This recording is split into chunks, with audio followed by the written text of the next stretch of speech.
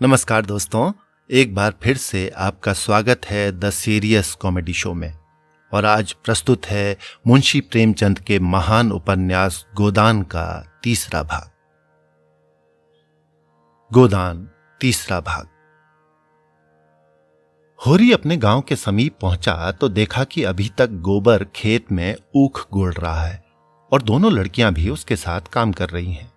लू चल रही थी, बगुले उठ रहे थे, भूतल धधक रहा था जैसे प्रकृति ने वायु में आग घोल दी हो।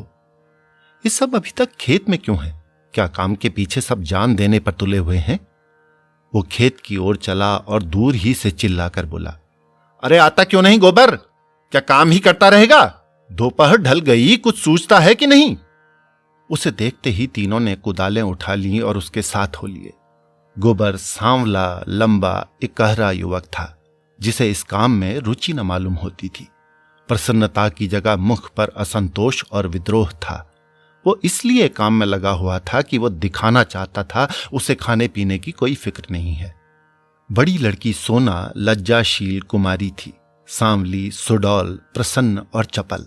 गाढ़े की लाल साड़ी जिसे वो घुटनों से मोड़कर कमर में बांधे हुए थी, उसके हल्के शरीर पर कुछ लदी हुई सी थी और उसे प्रौढ़ता की गरिमा दे रही थी। छोटी रूपा 5-6 साल की छोकरी थी, मैली, सिर पर बालों का एक घोंसला सा बना हुआ, एक लंगोटी कमर में बांधे, बहुत ही ढीठ और रोनी।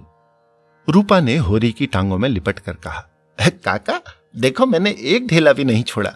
बहन कहती है जा पेड़ तले बैठ, ढेले न तोड़े जाएंगे काका, तो मिट्टी कैसे बराबर होगी? होरी ने उसे गोद में उठाकर प्यार करते हुए कहा, तूने बहुत अच्छा किया बेटी, चल घर चले। कुछ देर अपने विद्रोह को दबाए रहने के बाद गोबर बोला, ये तुम रोज रोज मालिकों की खुशामद करने क्यों जाते हो? बाकी न चुका सके तो प्यादा आकर गाली देता ही है, बेगार देनी ही पड़ती है। नजर नजराना सब तो हमसे भराया जाता है, फिर किसी की क्यों सलामी करो? इसी समय यही भाव होरी के मन में भी आ रहे थे, लेकिन लड़के के इस विद्रोह भाव को दबाना जरूरी था। बोला, अरे सलामी करने न जाएं तो रहें कहां? भगवान ने जब गुलाम बना दिया है तो अपना क्या बस है? ये इसी सलामी की बरकत है कि द्वार पर मड़ैया डाल ली और किसी ने कुछ नहीं कहा। घुरे ने द्वार पर खूंटा गाड़ा था जिस पर कारिंदों ने 2 रुपये डांड ले लिए थे। तलैया से कितनी मिट्टी हमने खोदी, कारिंदे ने कुछ नहीं कहा। दूसरा खोदे तो नजर देनी पड़ेगी। अपने मतलब के लिए सलामी करने जाता हूं, पांव में सनीचर नहीं है और न सलामी करने में कोई बड़ा सुख मिलता है। घंटों खड़े रहो तब जाके मालिक को खबर होती है। कभी बाहर निकलते हैं, कभी कहला देते हैं कि फुर्सत नहीं है। गोबर ने कटाक्ष किया, बड़े आदमियों की हां में हां मिलाने से कुछ ना कुछ आनंद तो मिलता ही है, नहीं लोग मेंबरी के लिए क्यों खड़े हों? जब सिर पर पड़ेगी तब मालूम होगा बेटा, अभी जो चाहे कह लो। पहले मैं भी यही सब बातें सोचा करता था, पर अब मालूम हुआ कि हमारी गर्दन दूसरों के पैरों के नीचे दबी हुई है, अकड़कर निभा नहीं हो सकता। पिता पर अपना क्रोध उतार कर गोबर कुछ शांत हो गया और चुपचाप चलने लगा। सोना ने देखा रूपा बाप की गोद में चढ़ी बैठी है तो ईर्ष्या हुई। उसे डांट कर बोली, अब गोद से उतरकर पांव पांव क्यों नहीं चलती? क्या पांव टूट गए हैं? रूपा ने बाप की गर्दन में हाथ डालकर ढिठाई से कहा, ना उतरेंगे, जाओ। काका बहन हमको रोज चिढ़ाती है कि तू रूपा है, मैं सोना हूं, मेरा नाम कुछ और रख दो। होरी ने सोना को बनावटी रोष से देखकर कहा, तू इसे क्यों चिढ़ाती है सोनिया? सोना तो देखने को है, निबाह तो रूपा से होता है। रूपा ना हो तो रुपये कहां से बने, बता? सोना ने अपने पक्ष का समर्थन किया, सोना ना हो तो मोहन कैसे बने? नथुनिया कहां से आए? कंठा कैसे बने? गोबर भी इस विनोदमय विवाद में शरीक हो गया। रूपा से बोला, अरे तू कह दे कि सोना तो सूखी पत्ती की तरह पीला होता है, रूपा तो उजला होता है जैसे सूरज। सोना बोली, शादी ब्याह में पीली साड़ी पहनी जाती है, उजली साड़ी कोई नहीं पहनता। रूपा इस दलील से परास्त हो गई। गोबर और होरी की कोई दलील इसके सामने न ठहर सकी। उसने शुभ्ध आंखों से होरी को देखा। होरी को एक नई युक्ति सूझ गई। बोला, सोना बड़े आदमियों के लिए है, हम गरीबों के लिए तो रूपा ही है। जैसे जौ को राजा कहते हैं और गेहूं को चमार। इसीलिए ना कि गेहूं बड़े आदमी खाते हैं, जो हम लोग खाते हैं। सोना के पास इस सबल युक्ति का कोई जवाब न था। परास्त होकर बोली, तुम सब जने एक और हो गए, नहीं रुपया को रुलाकर छोड़ती। रूपा ने उंगली मटका कर कहा, हे राम सोना चमार, ए राम सोना चमार। इस विजय का उसे इतना आनंद हुआ कि बाप की गोद में न रह सकी। जमीन पर कूद पड़ी और उछल उछल कर यही रट लगाने लगी, रूपा राजा सोना चमार, रूपा राजा सोना चमार। ये लोग घर पहुंचे तो धनिया द्वार पर खड़ी इनकी बाट जोह रही थी। रुष्ट होकर बोली, आज इतनी देर क्यों की गोबर, काम के पीछे कोई परान थोड़े ही दे देता है। फिर पति से गर्म होकर कहा, तुम भी वहां से कमाई करके लौटे तो खेत में पहुंच गए। अरे खेत कहीं भागा जाता था। द्वार पर कुआं था। होरी और गोबर ने एक एक कलसा पानी सर पर उंडेला, रूपा को नहलाया और भोजन करने गए। जौ की रोटियां थीं पर गेहूं जैसी सफेद और चिकनी। अरहर की दाल थी जिसमें कच्चे आम पड़े हुए थे। रूपा बाप की थाली में खाने बैठी। सोना ने उसे ईर्ष्या भरी आंखों से देखा, मानो कह रही थी, वाह रे दुलार। धनिया ने पूछा, मालिक से क्या बातचीत हुई? होरी ने लोटा भर पानी चढ़ाते हुए कहा, यही तहसील वसूल की बात थी और क्या। हम लोग समझते हैं बड़े आदमी बहुत सुखी होंगे, लेकिन सच पूछो तो वो हमसे भी ज्यादा दुखी हैं। हमें पेट ही की चिंता है, उन्हें हजारों चिंताएं घेरे रहती हैं। राय साहब ने और क्या क्या कहा था वो कुछ होरी को याद न था। उस सारे कथन का खुलासा मात्र उसके स्मरण में चिपका हुआ रह गया था। गोबर ने व्यंग किया, तो फिर अपना इलाका हमें क्यों नहीं दे देते? हम अपने खेत, बैल, हल, कुदाल सब उन्हें देने को तैयार हैं। करेंगे बदला। ये सब धूर्तता है, निरी मोट मर्दी। जिसे दुख होता है ना, वो दर्जनों मोटरें नहीं रखता, महलों में नहीं रहता, हलवा पूरी नहीं खाता और न नाच रंग में लिप्त रहता है। मजे से राज का सुख भोग रहे हैं और उस पर दुखी हैं। होरी ने झुंझला कर कहा, अब तुमसे कौन बहस करे भाई। जयजात किसी से छोड़ी जाती है कि वो छोड़ देंगे? हम ही को खेती से क्या मिलता है? एक आने नफरी की मजूरी भी तो नहीं पड़ती। जो 10 रुपए महीने का भी नौकर है वो भी हमसे अच्छा खाता पहनता है। लेकिन खेतों को छोड़ा तो नहीं जाता। खेती छोड़ दें तो और करें क्या? नौकरी कहीं मिलती है? फिर मर्जाद भी तो पालना ही पड़ता है। खेती में जो मर्जाद है वो नौकरी में तो नहीं है। इसी तरह जमींदारों का हाल भी समझ लो। उनकी जान को भी तो सैकड़ों रोग लगे हुए हैं। हाकिमों को रसद पहुंचाओ, उनकी सलामी करो, अमलों को खुश रखो। तारीख पर मालगुजारी न चुका दें तो हवालात हो जाए, कुड़की आ जाए। हमें तो कोई हवालात नहीं ले जाता। 2-4 गालियां घुड़कियां ही तो मिलकर रह जाती हैं। गोबर ने प्रतिवाद किया, ये सब कहने की बातें हैं। हम लोग दाने दाने को मोहताज हैं। देह पर साबित कपड़े नहीं हैं। चोटी का पसीना एड़ी तक आता है तब भी गुजर नहीं होता। उन्हें क्या, मजे से गद्दी मसनद लगाए बैठे हैं। सैकड़ों नौकर चाकर हैं, हजारों आदमियों पर हुकूमत है। रुपये न जमा होते हों पर सुख तो सभी तरह का भोगते हैं। धन लेकर आदमी और क्या करता है? तुम्हारी समझ में हम और वो बराबर हैं? भगवान ने तो सबको बराबर ही बनाया है। ये बात नहीं है बेटा। छोटे बड़े भगवान के घर से बनकर आते हैं। संपत्ति बड़ी तपस्या से मिलती है। उन्होंने पूर्व जन्म में जैसे कर्म किए हैं उनका आनंद भोग रहे हैं। हमने कुछ नहीं संचा तो भोगे क्या? ये सब मन को समझाने की बातें हैं। भगवान सबको बराबर बनाते हैं। यहां जिसके हाथ में लाठी है वो गरीबों को कुचलकर बड़ा आदमी बन जाता है। अरे ये तुम्हारा भ्रम है। मालिक आज भी 4 घंटे रोज भगवान का भजन करते हैं। किसके बल पर यह भजन भाव और दान धर्म होता है? अपने बल पर नहीं, किसानों के बल पर और मजदूरों के बल पर। यह पाप का धन पचे कैसे? इसलिए दान धर्म करना पड़ता है। भगवान का भजन भी इसीलिए होता है। भूखे नंगे रहकर भगवान का भजन करें तो हम भी देखें। हमें कोई 2 जून खाने को दे तो हम 8 पहर भगवान का जाप ही करते रहें। एक दिन खेत में ऊख गोड़ना पड़े तो सारी भक्ति भूल जाए। होरी ने हार कर कहा, अब तुम्हारे मुंह कौन लगे भाई।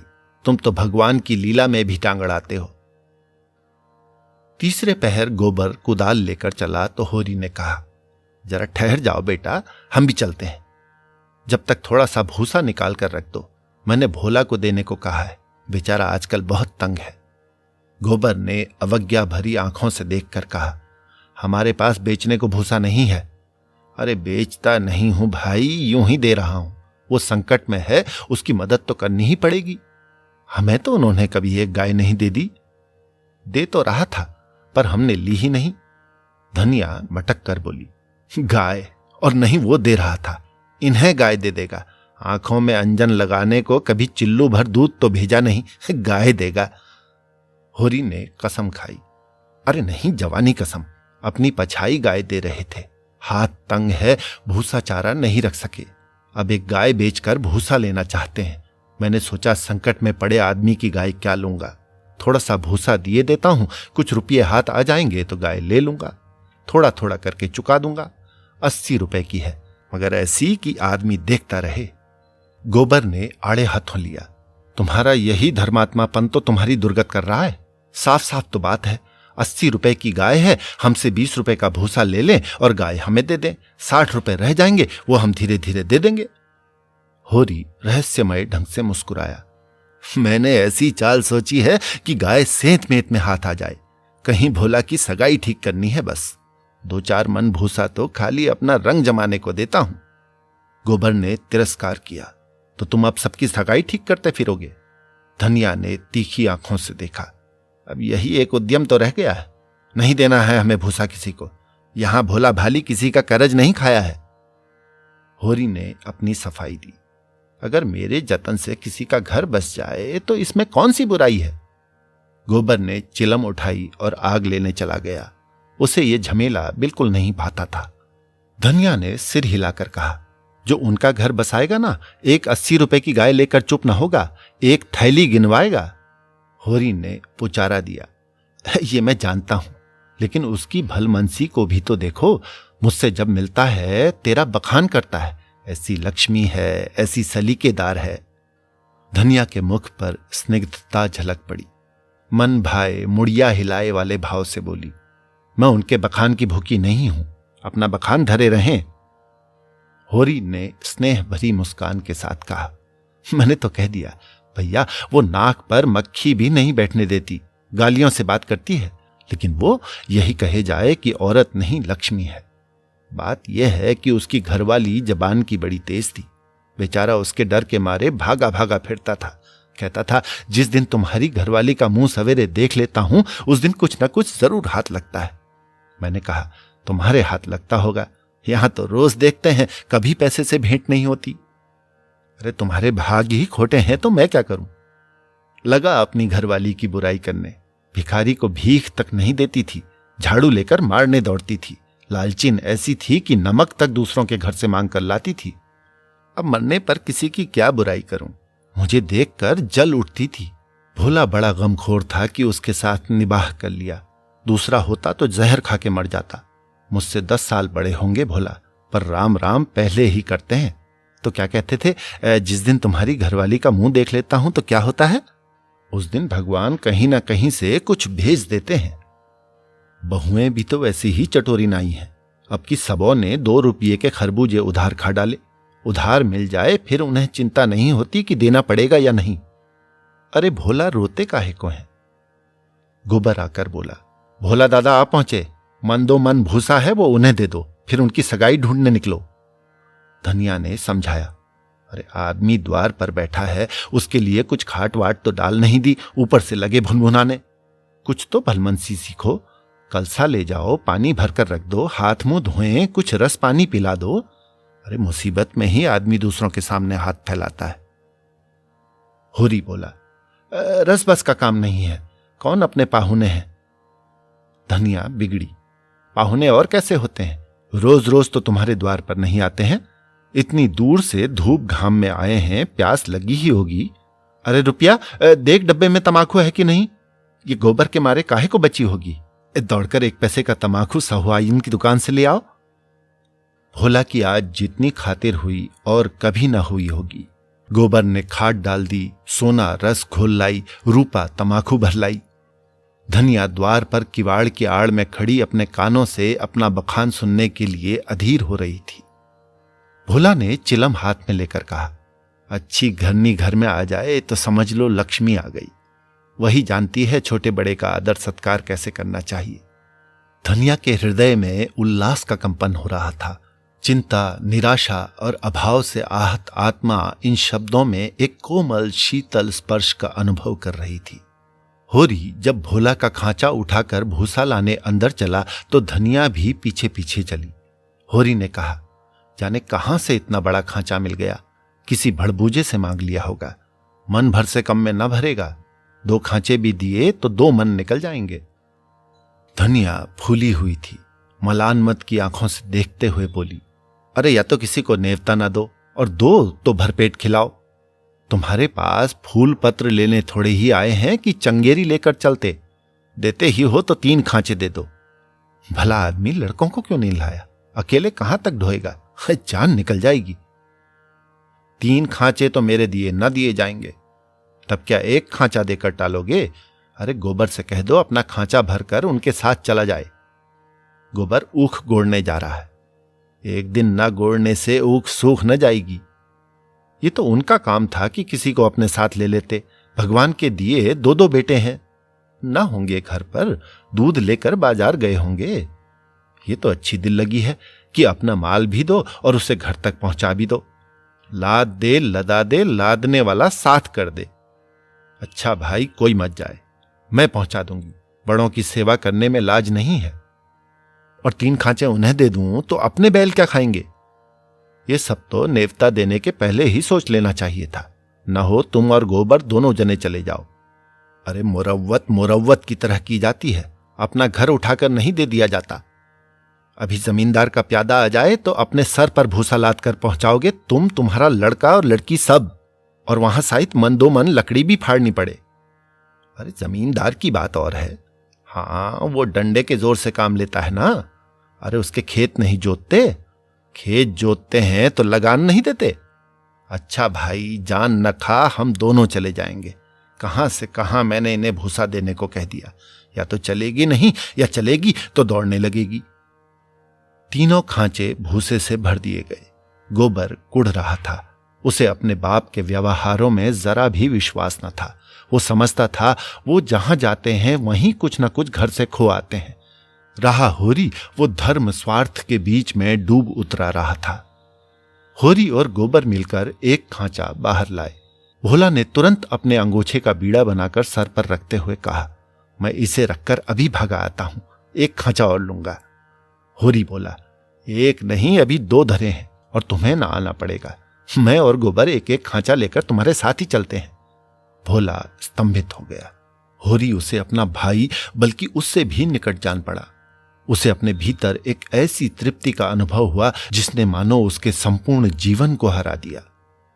तीनों भूसा लेकर चले तो राह में बातें होने लगी। भोला ने पूछा, दशहरा आ रहा है, मालिकों के द्वार पर तो बड़ी धूमधाम होगी। हाँ, तंबू सामियाना गड़ गया है, अब की लीला में मैं भी काम करूंगा। राय साहब ने कहा है तुम्हें राजा जनक का माली बनना पड़ेगा। मालिक तुमसे बहुत खुश है, उनकी दया है। एक क्षण के बाद भोला ने फिर पूछा, सगुन करने के लिए रुपये का कुछ जुगाड़ कर लिया है? माली बन जाने से तो गला ना छूटेगा। होरी ने मुंह का पसीना पोंछकर कहा, उसी की चिंता तो मारे डालती है। दादा, अनाज तो सबका सब खलिहान में ही तुल गया। जमींदार ने अपना लिया और महाजन ने अपना लिया। मेरे लिए 5 सेर अनाज बच रहा।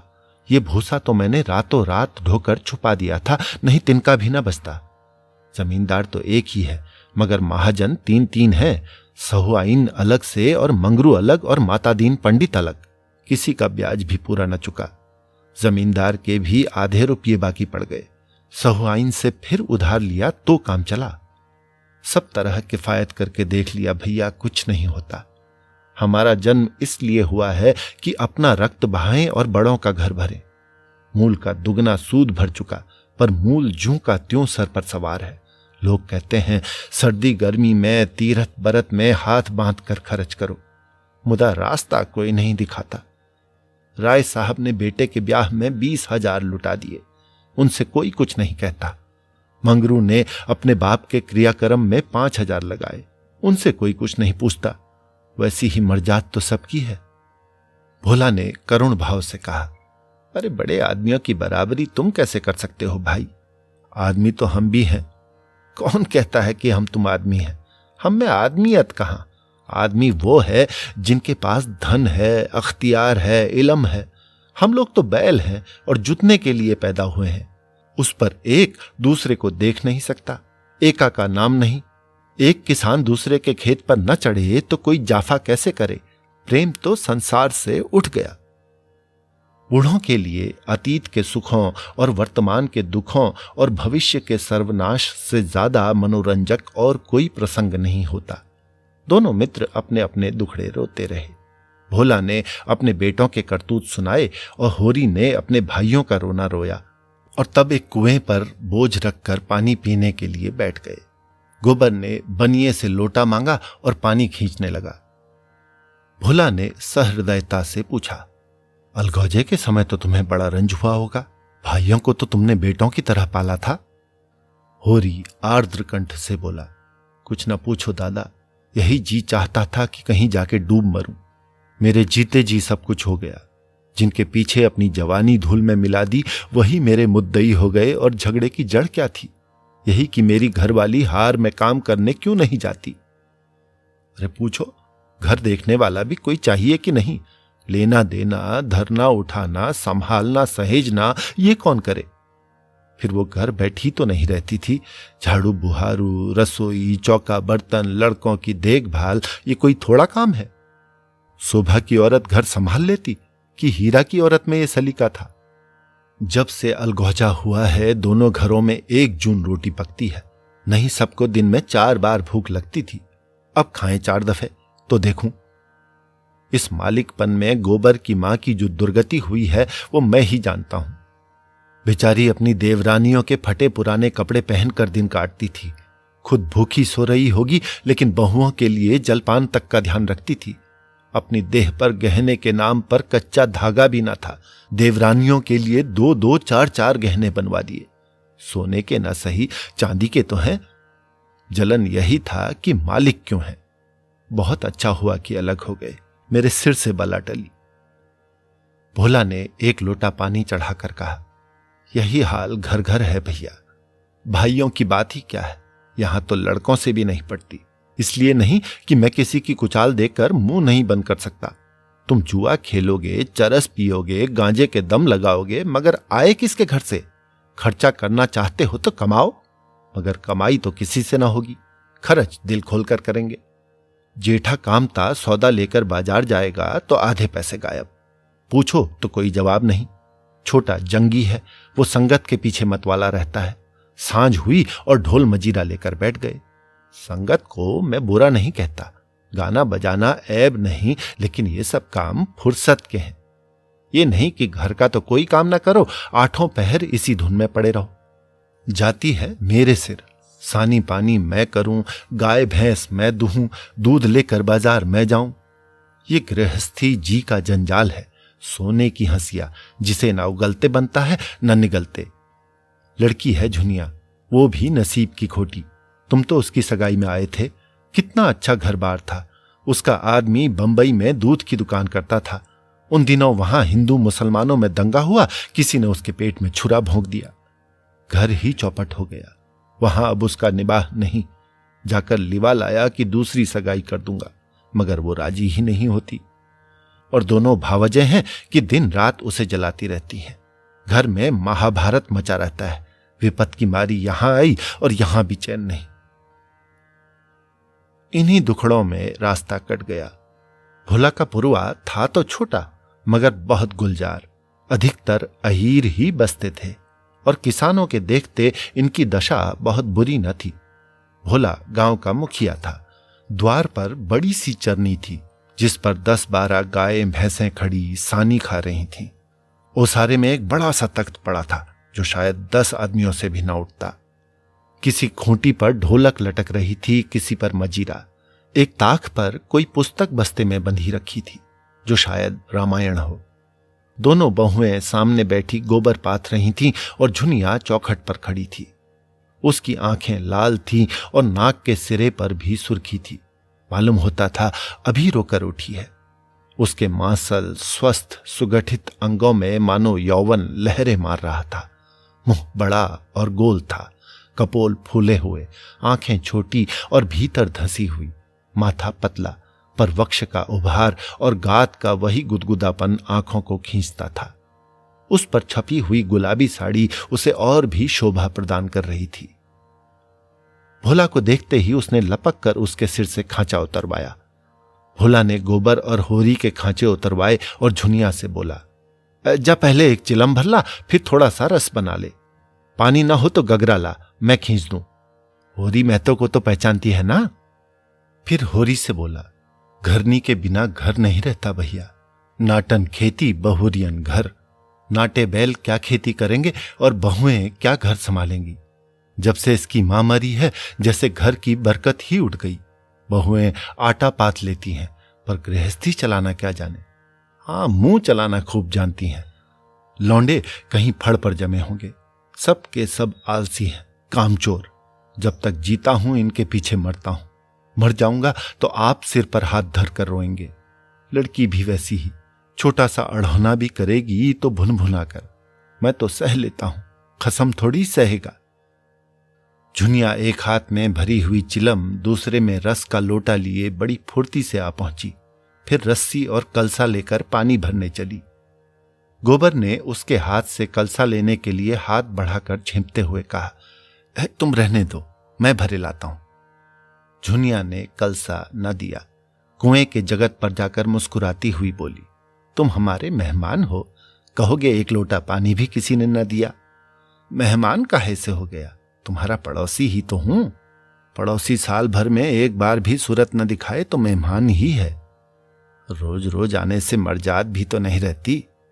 झुनिया हंसकर तिरछी नजरों से देखती हुई बोली, वही मर्जाद तो दे रही हूं।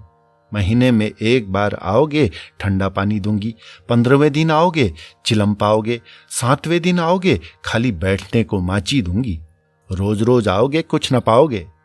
दर्शन तो दोगी, दर्शन के लिए पूजा करनी पड़ेगी।